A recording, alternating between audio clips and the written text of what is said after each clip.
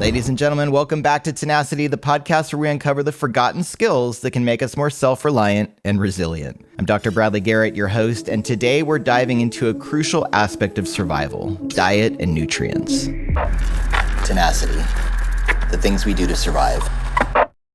A lot of preppers spend an absurd amount of time thinking about survival in the short term, and this makes sense psychologically.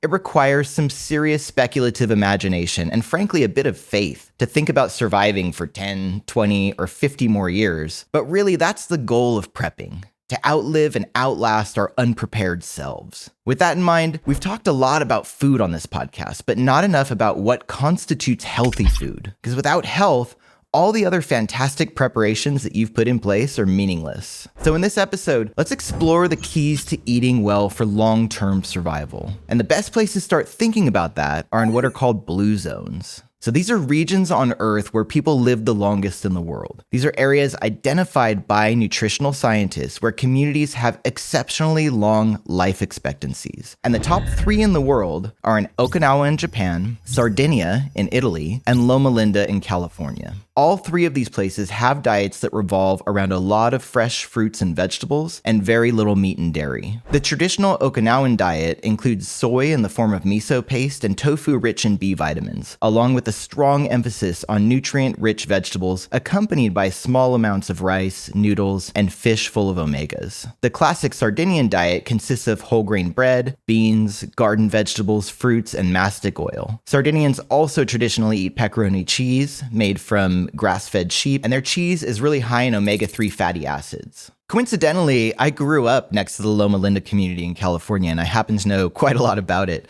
The place itself is a commuter suburb about 40 minutes from LA, and it was a dangerous place to grow up. It was full of gangs and social strife and had some of the worst air quality in the country because smog was being blown in by offshore winds from LA. But it was also a region surrounded by hills and mountains, and I got my fair share of fresh air, outdoor activities, and fresh vegetables from local farms. And eating at the all-vegetarian Loma Linda grocery store cafe played no small part in my choosing a vegan diet at the age of 12. 30 years later, I'm still vegan, and I'm convinced that their diet based on emphasizing whole fruits, vegetables, and nuts is the way to go. The Loma Linda community also prioritizes social connections, regular physical activity, and a sense of purpose, but I really think it's their vegan diets that play the most crucial role in their longevity. If all of this sounds a bit bohemian to you, stick with me, because what we're really talking about is the simple practicality of a nutrient-rich diet, which is going to give you the upper hand in times of crisis, since you'll go into those situations in good health, not relying on medicine and medical care to keep you going. There are 6 major nutrients that we get from food: water, carbohydrates, protein, fat, vitamins, and minerals. So let's go over each of these in turn and figure out why they're so important. Water makes up 45 to 75% of our bodies, and it's used in different body processes to help regulate our temperature. Blood and other body fluids are mostly water, which helps carry nutrients around the body and in and out of our cells. And we should be drinking 8 to 10 cups of water every day, and I know this is controversial, but I really think coffee counts. Now, carbohydrates or carbs are the main sources of energy in our body.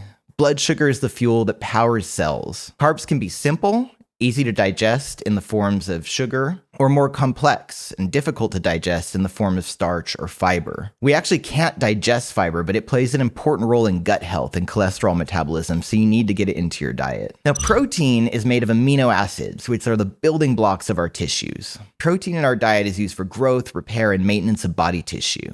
Fat is our most concentrated source of energy, providing double the amount of calories per gram. Fat is how our bodies store extra calories for later use. And finally here, let's think a bit about vitamins and minerals. Each vitamin works as part of a different process in your body, helping make your metabolism, growth, and development, or immune system, among many other functions, work properly. And vitamins are classified as water-soluble, like B complex and vitamin C, or fat soluble, like vitamins A, D, E, and K. Meanwhile, minerals are elements that are also essential for our bodies to function. Some minerals are used for metabolic processes, and others are used as part of body's structures, like calcium in our bones and teeth. So the problem with a lot of commercially available long-term food solutions is that they're low on nutrients and too high in certain minerals or fat. While food buckets from companies can be a great short-term solution, relying on them exclusively may not be the best long-term strategy if you want to meet the needs that I'm outlining here. Your best bet is to grow your own food. So why not just buy it from the grocery store? Well, aside from the fact that grocery stores can be subject to supply chain issues, worker shortages, and all sorts of other problems, a lot of food in grocery stores is sprayed with pesticides, gassed to ripen, and is less nutritious than homegrown. And of course, growing fresh food is essential for long-term survival, not just so that you can meet your nutritional needs, but also because food you grow is a renewable resource. So, in warmer months, tomatoes, squash, and beans are easy to grow and packed with vitamins, fiber, and protein. You might also consider growing some nutrient-dense greens in your garden or under grow lights, stuff like kale, spinach, chard, collards, or broccoli. These vegetables are all really high in vitamins and minerals and antioxidants, which can help protect your body against disease and aging. So look, the bottom line here is this. Humans have been growing food for 12,000 years, and grocery stores have existed for about 100. So if you want to live for a long time, be your own grocery store. That wraps up this week's episode of Tenacity. I'm Dr. Bradley Garrett, reminding you that you are what you eat. Stay tuned for more episodes where we explore the forgotten skills that empower us to thrive. Until then, stay sharp and stay safe.